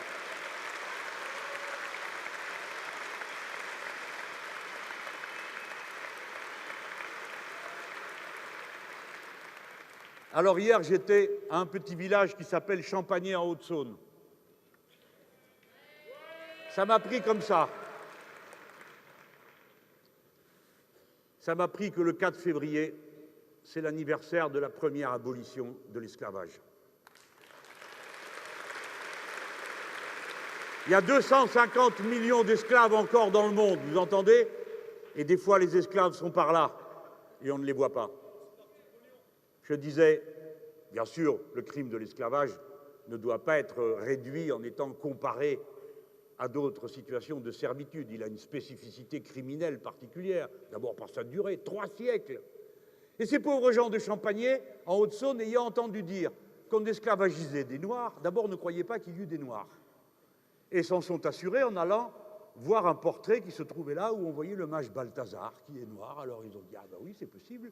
Mais alors comment se fait-il qu'on vende comme des marchandises des êtres humains, qui plus est, dont un des représentants a honoré notre Seigneur à sa naissance? Qu'est-ce que c'est que cette histoire? Et ces braves gens ont écrit au roi. Imaginez-vous à Champagné, où ce sont des mineurs, des bûcherons, des paysans, se sont préoccupés de gens qui étaient à l'autre bout du monde et qui souffraient, et c'est ça qu'ils ont pensé à aller dire au roi dans leur cahier de doléances, ça suffit. Eh bien, nous avons tous un devoir d'insoumission aux réalités économiques qu'on prétend supérieures aux réalités humaines et à celles du cœur. Voyez-vous? Et qu'il me soit permis de dire encore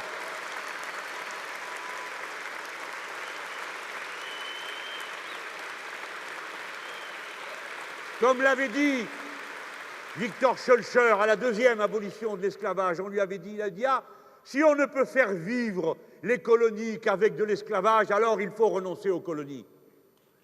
Et Robespierre avant lui avait dit, périssent les colonies plutôt qu'un principe. Eh bien en vous, il faut porter cette flamme de l'insoumission qui vous lie à tous les autres êtres humains dont vous êtes comptables, chacun individuellement. Oui, mais pour cela, il faut d'abord que vous ne renonciez pas à votre principale prérogative, votre droit au pouvoir. Vous êtes des citoyens. La Déclaration des droits de l'homme s'appelle Déclaration des droits de l'homme, mais il ne serait rien sans la phrase qui suit, Déclaration des droits de l'homme et du citoyen. Et du citoyen. Vous exercez le pouvoir. Vous devez l'exercer de nouveau. Il faut que vous fassiez mieux que de dégager. Il faut que vous fassiez mieux que de voter pour le moindre mal, car le moindre mal, c'est toujours le mal.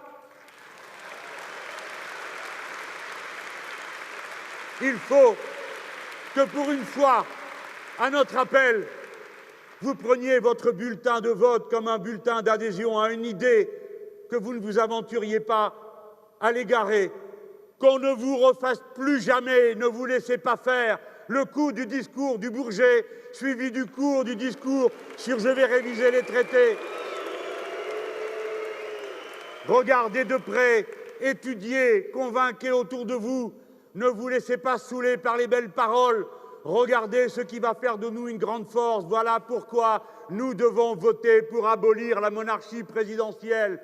Voilà pourquoi le cœur et le point numéro 1 du programme, c'est le passage à la 6e République.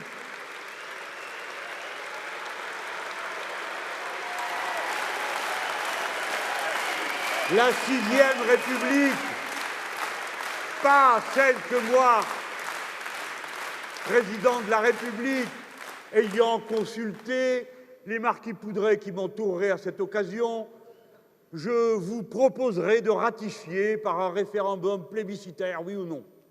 Non, une vraie assemblée qui reconstitue le peuple français parce qu'en envoyant ses députés, femmes et hommes, qui auront une caractéristique commune, c'est de n'avoir jamais été élus auparavant dans aucune assemblée. Ces députés, femmes et hommes, qu'ils aient été élus ou qu'ils aient été tirés au sort, ensemble, en définissant les droits que les Français se reconnaissent les uns aux autres, reconstitueront la communauté légale et notre consentement à cette communauté. Parce que ce que nous voyons aujourd'hui, c'est que nous n'y consentons plus. La loi nous paraît sans cesse un abus, et souvent elle l'est. Comment peut-on avoir pu voter la loi El Khomri alors que ni les Français, ni les gens dans la rue, ni les députés, ni personne n'en voulait? Avec 6-49-3, à bas la monarchie présidentielle. Mais ne vous laissez pas attraper par tous les joueurs de pipeau qui circulent en ce moment. Il faut que ce soit une 6e République décidée par une assemblée constituante et qu'ensuite le peuple français ratifie par référendum et non pas une trouvaille en petit comité octroyée au peuple. Et dans cette Constitution, vous ferez rentrer les droits sacrés qui sont dorénavant ceux de la liberté individuelle. Mais surtout, vous devez veiller à conserver votre pouvoir en permanence, parce que dans cette Constitution, je proposerai qu'on y introduise le référendum révocatoire, qui donne la possibilité au peuple de révoquer un élu à partir du moment où il a recueilli le nombre suffisant de gens qui le demandent. On m'a dit « Ah, mais votre histoire, ça sera le bazar. » Parce que c'est quoi aujourd'hui, s'il vous plaît, à part le bazar? C'est parce qu'il ne se voit pas que ce n'est pas le bazar? Bien sûr que c'est le bazar. C'est ce qu'il y a de plus odieux. C'est d'être obligé de respecter des lois dont on sait qu'elles sont iniques et odieuses, parce que personne ne les a jamais votées, parce qu'elles sont le fait du prince et de la cour du CAC 40 qui l'entoure du matin au soir, avec ses lobbyistes et ses succursales, ses pantins et ses griots. Je veux qu'on entende bien mon message. Chaque fois qu'on nous tend la main, au lieu de nous insulter, nous sommes toujours heureux. Chaque fois qu'on nous tend la main pour nous proposer de faire tel ou tel bout de route ensemble, jamais aucun d'entre nous n'a jamais dit non. Mais il y a une chose à quoi nous dirons toujours non, ce sont les combines, les arrangements, les échanges de parties du programme un peu flous contre des circonscriptions législatives, des postes de ministres en échange de je ne sais quelle amnésie ou amnistie. De tout cela, il n'est pas question, il n'en sera pas question. Et le sens que porte ma candidature, c'est cette intransigeance. Non, ce n'est pas une dureté. Non, ce n'est pas repousser. C'est au contraire être exigeant. Et je ne peux rien faire d'autre parce que vous êtes comme ça et que je suis votre représentant. Je suis le représentant des têtes dures, des insoumis, de ceux à qui on ne la fait pas une deuxième, une troisième, une quatrième fois.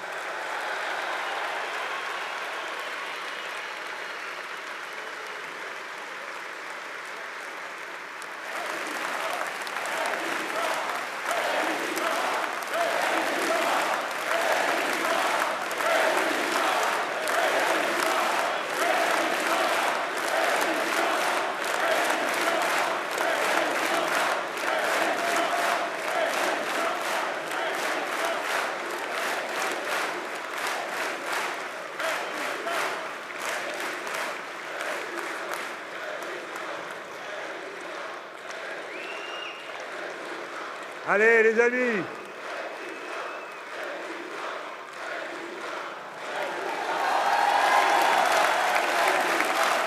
Et à Paris aussi un peu là.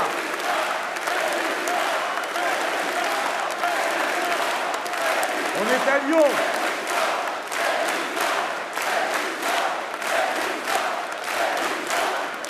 Capitale ouvrière autrefois.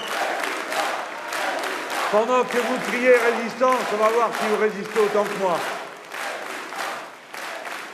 Évidemment, quand on est à Lyon, on sait comment on doit conclure son meeting. On pourrait chanter. Pour gouverner, il faut avoir manteaux et rubans sans sautoir. Pour gouverner, il faut avoir manteaux et rubans en sautoir. Nous en tissons pour vous, grande la terre, mais nous, pauvres canuts, sans drap on nous enterre.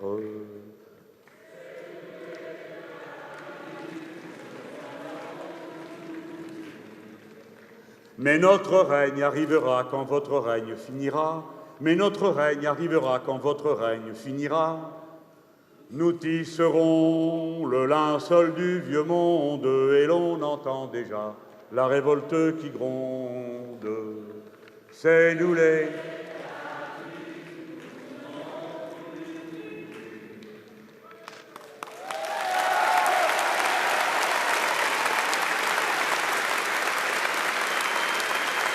À Paris, c'est parti.